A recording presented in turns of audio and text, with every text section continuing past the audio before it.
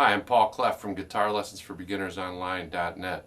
Today I want to talk to you about developing speed in your fret hand when playing chord changes. Almost all beginner and some intermediate guitar players struggle with this, being able to get your hand from one chord to the next without having to stop and plant all of your fingers and stop the strumming that you're playing and disturbing the rhythm of the song.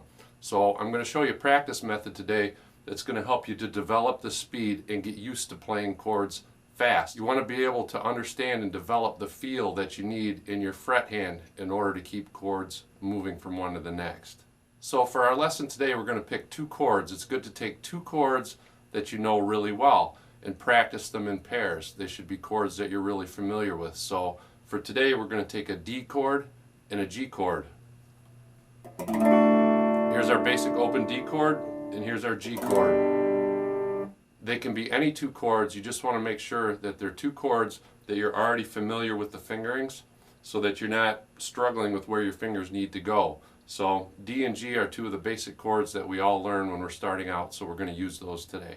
So let's begin by placing our fret hand in the D chord shape, just like this. We're going to take our fingers and we're going to put them down in the shape all at once. So get them above the strings and drop them, just like that. Give it a little bit of a squeeze, let up again, and then play the D again. Now let's go to the G chord and do the same thing. Hold them up above and then drop. So we want to make sure that our fingers know where they're going. Now let's practice switching back and forth between these two chords without strumming. So we're going to finger the D chord. Now let's go to the G and place all our fingers at once. Now back to the D and back to the G. So we're going to move back and forth by isolating the fret hand. We're not even going to worry about strumming. We just want to get used to the feeling of moving between those two chords, and by isolating and just working on the fret hand, that allows us to focus on the fingerings and what it feels like to move back and forth without putting the strum hand into play. You want to watch your fret hand and make sure that your movements are efficient. Now that you've done that for a few minutes, let's do a single strum on each chord and make sure all the notes are sounding cleanly. So we'll start with the D, let it ring, now switch to G, and a single strum, and then back to D, and then back to G. Now, when we're doing this, let's make sure that our rhythm is constant. We want to have kind of a constant rhythm here, so we don't want to like wait and pause in between the chords. So we're going to go like this now with our single strums. 1, 2, 3, 4. 1, 2, 3, 4. 1, 2, 3, 4. 1, 2, 3, 4. So what we're doing here is we're switching chords on the 1 and we're counting to 4, and we're keeping our rhythm constant, so it gives us a chance to anticipate when we're going to need to make that chord change, and we're keeping everything in rhythm.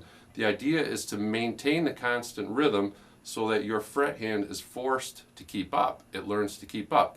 Because if you're playing like this, 1, 2, 3, 4, 1, and then you're playing catch up like that, you're allowing your fret hand too much time to move, and it'll never get faster if you don't push it to get faster. So occasionally, when you strum these chords, you may find that all the notes aren't sounding.